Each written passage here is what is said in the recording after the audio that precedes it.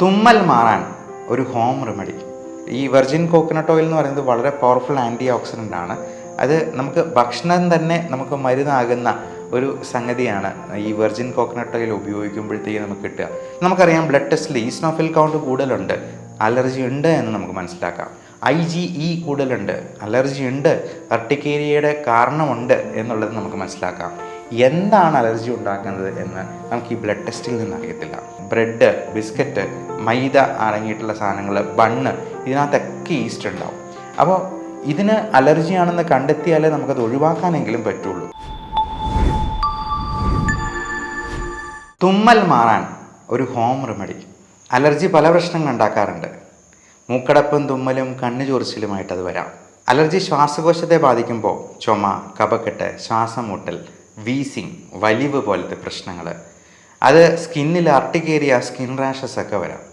അപ്പോൾ ഇതിൻ്റെ ബേസിക് കാരണം അലർജി തന്നെയാണ്. ഈ അലർജിക്ക് ഹോം റെമഡി അല്ലെങ്കിൽ ചെപ്പടി വിദ്യ എന്നൊക്കെ പറയുമ്പോൾ നിങ്ങൾ തന്നെ അത്ഭുതപ്പെട്ടേക്കാം. മോഡേൺ മെഡിസിനിലൊരു ഡോക്ടർ എന്തിന് അങ്ങനെ ഒരു കാര്യം പറയണമെന്ന്. ഞാൻ എപ്പോഴും മലയാളം പറയാൻ ആഗ്രഹിക്കുന്ന ഒരു ഇംഗ്ലീഷ് ഡോക്ടറാണ്. നമുക്ക് വീട്ടിൽ തന്നെ ചെയ്യാവുന്ന കാര്യങ്ങളൊക്കെ ചെയ്ത് നോക്കിയിട്ട് അതിൽ പറ്റിയില്ല എന്നുണ്ടെങ്കിൽ, അതിൻ്റെ ലൈഫ് സ്റ്റൈൽ മോഡിഫിക്കേഷൻ കൃത്യമായിട്ട് പാലിച്ചിട്ടും ശരിയായില്ല എന്നുണ്ടെങ്കിൽ നമ്മൾ കൃത്യമായിട്ടുള്ള ട്രീറ്റ്മെൻറ്റ് എടുക്കുക തന്നെ വേണം. അതിനെക്കുറിച്ചും ഞാൻ ഇതിൻ്റെ അവസാനം പറയുന്നതാണ്. നമുക്ക് ആദ്യം ഈ അലർജിക്ക്, തുമ്മലിന്, നിർത്താതെയുള്ള മൂക്കൊലിപ്പിന്, മൂക്കടപ്പിന് വീട്ടിൽ ചെയ്യാവുന്ന ഒരു ഹോം റെമഡി. അത് നല്ല അത്യുഗ്രൻ ടേസ്റ്റുള്ള ഒരു ഹെൽത്ത് ഡ്രിങ്കും കൂടിയാണ്. അപ്പം അതിന് ചെയ്യേണ്ട എന്തൊക്കെ സാധനങ്ങളാണ്, ചേരേണ്ടത് എന്തൊക്കെയാണ് എന്നുള്ളത് നമുക്ക് നോക്കാം. ഇതിൽ വേണ്ടത് തുളസി ഇല, മഞ്ഞൾപ്പൊടി, നെല്ലിക്ക, തേൻ, വെർജിൻ കോക്കനട്ട് ഓയിൽ, ആവശ്യത്തിന് വെള്ളം, സ്വല്പം ഉപ്പ്. അപ്പോൾ തുളസിയിലേക്ക് എത്ര വേണമെന്നുള്ളത് നമുക്ക് തന്നെ തീരുമാനിക്കാം. നമുക്കറിയാം അതിൻ്റെ ടേസ്റ്റ് എത്രത്തോളം എന്നുള്ളത്. അതൊരു 4-5 തുളസി ഇല എടുക്കാം. അതുപോലെ മഞ്ഞൾപ്പൊടി ആണെങ്കിലും ആവശ്യത്തിന് എടുക്കുക. വെർജിൻ കോക്കനട്ട് ഓയിൽ 2 ടീസ്പൂൺ മതിയാവും. ഈ വെർജിൻ കോക്കനട്ട് ഓയിൽ എന്ന് പറയുന്നത് വളരെ പവർഫുൾ ആൻറ്റി ഓക്സിഡൻ്റ് ആണ്. അത് നമുക്ക് ഭക്ഷണം തന്നെ നമുക്ക് മരുന്നാകുന്ന ഒരു സംഗതിയാണ് ഈ വെർജിൻ കോക്കനട്ട് ഓയിൽ ഉപയോഗിക്കുമ്പോഴത്തേക്ക് നമുക്ക് കിട്ടുക. അത് സ്കിന്നിൻ്റെ അർട്ടിക്കേരിയ, സ്കിൻ അലർജി പോലുള്ള പ്രശ്നങ്ങൾക്കും അത് നല്ലൊരു പ്രതിവിധിയാണ്. നെല്ലിക്ക, നമുക്ക് 2-3 നെല്ലിക്ക അതെടുക്കാം. നെല്ലിക്ക എത്ര ചേർത്താലും നല്ലതാണ്. അതിൻ്റെ ചവർപ്പ് മാത്രമേ ഇച്ചിരി പ്രശ്നം ഉണ്ടാകത്തുള്ളൂ. പിന്നെ അതിൻ്റെ ചവർപ്പ് മാറ്റാനാണ് നമ്മൾ തേൻ ആഡ് ചെയ്യുന്നത്. ഉപ്പ് ഒത്തിരി ചേർക്കരുത്, 1-2 നുള്ളു മതി. അത് നമുക്ക് ആവശ്യത്തിന് ചേർക്കാം എന്ന് പറയാം. എന്നിട്ട് ഇത്രയും ചേർത്തതിന് ശേഷം മിക്സിയിലിട്ട് അടിക്കുക. നെല്ലിക്കയുടെ കുരു കളഞ്ഞിട്ട് ചേർക്കാന്നുള്ളത് പ്രത്യേകം ഓർമ്മിപ്പിക്കേണ്ടതില്ലല്ലോ. അപ്പോൾ മിക്സിയിൽ ഇത് നല്ലപോലെ അങ്ങ് അടിച്ചെടുക്കുക. അപ്പം നല്ലൊരു ജ്യൂസായിട്ട് നമുക്ക് കിട്ടും. ഇതിന് നല്ല ടേസ്റ്റുമാണ്. ഈ നമ്മൾ തേൻ ചേർക്കുന്നതുകൊണ്ട് തന്നെ അതിന് നല്ലൊരു മധുരമുണ്ട്. ഉപ്പിൻ്റെ ഒരു ചെറിയ ഉപ്പ് രസം ഉണ്ടാവും.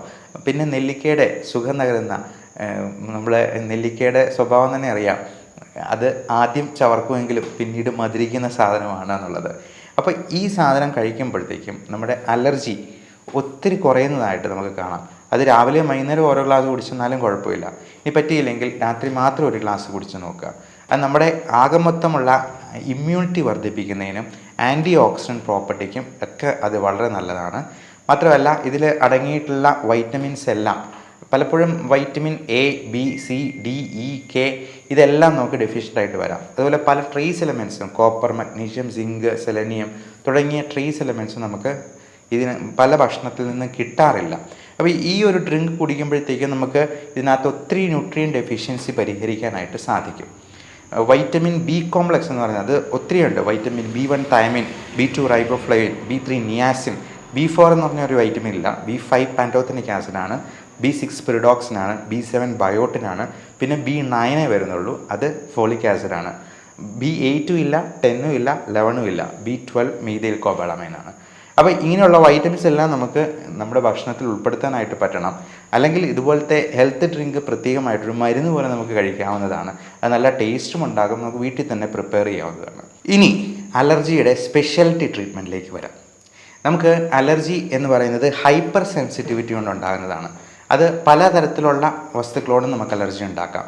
അത് മൂക്കടപ്പും, തുമ്മലും, ശ്വാസകോശത്തിൽ ആസ്മ പോലുള്ള പ്രശ്നങ്ങളും ഒക്കെ വരാം. ഇതൊക്കെ നമുക്ക് വീട്ടിൽ തന്നെ ശ്രദ്ധിക്കാവുന്ന കാര്യങ്ങൾ, അവോയ്ഡ് ചെയ്യാവുന്ന സംഗതികളൊക്കെ നോക്കിയിട്ടും നിന്നില്ലെങ്കിൽ തീർച്ചയായിട്ടും യഥാസമയം അതിന് വൈദ്യസഹായം തരണം.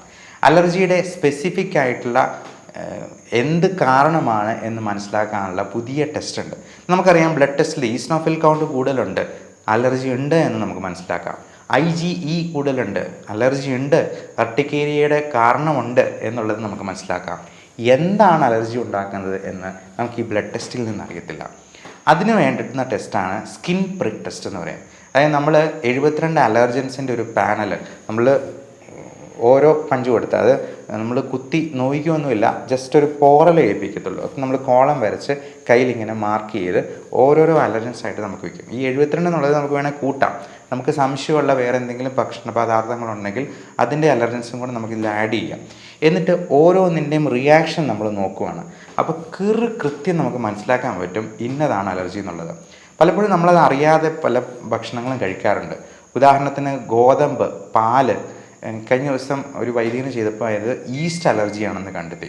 അപ്പോൾ ഈസ്റ്റൊക്കെ നമ്മൾ പോലും അറിയാതെ നമ്മുടെ ഉള്ളിൽ പോകുന്ന സാധനമാണ്. അത് അപ്പം, അല്ലെങ്കിൽ ബ്രെഡ്, ബിസ്ക്കറ്റ്, മൈദ അടങ്ങിയിട്ടുള്ള സാധനങ്ങൾ, ബണ്ണ്, ഇതിനകത്തൊക്കെ ഈസ്റ്റ് ഉണ്ടാവും. അപ്പോൾ ഇതിന് അലർജിയാണെന്ന് കണ്ടെത്തിയാലേ നമുക്കത് ഒഴിവാക്കാനെങ്കിലും പറ്റുള്ളൂ.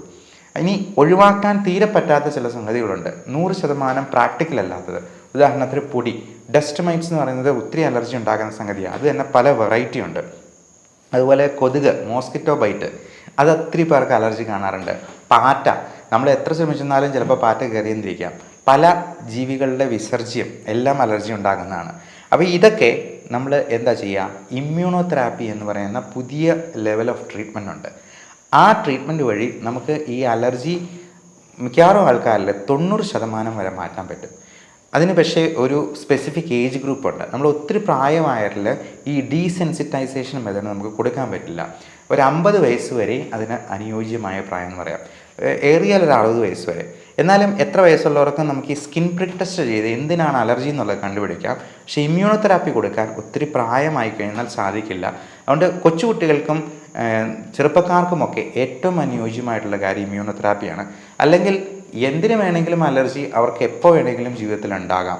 അത് സൂര്യന് കീഴേ എന്നായിരുന്നു പണ്ട് പറഞ്ഞുകൊണ്ടിരുന്നത്. പക്ഷേ ഞാൻ പറയാം, സൂര്യൻ ഉൾപ്പെടെ എന്തിനും അലർജി ഉണ്ടാക്കാം.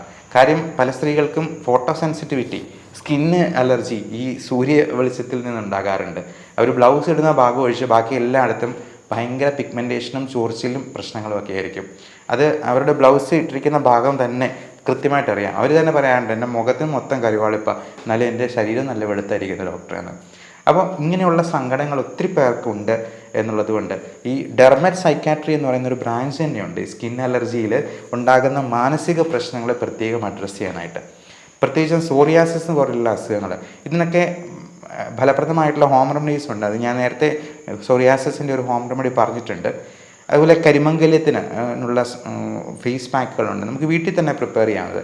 ഇതിൽ നിന്നില്ല എന്നുണ്ടെങ്കിൽ, ലൈഫ് സ്റ്റൈൽ മോഡിഫിക്കേഷനും കൊണ്ടും ഫലവത്തായില്ലെങ്കിൽ നമ്മൾ യഥാസമയം കൃത്യമായിട്ടുള്ള ട്രീറ്റ്മെൻറ്റ് എടുക്കണം. അത് അലോപ്പതി തന്നെ വേണമെന്ന് ഒരു നിർബന്ധവുമില്ല.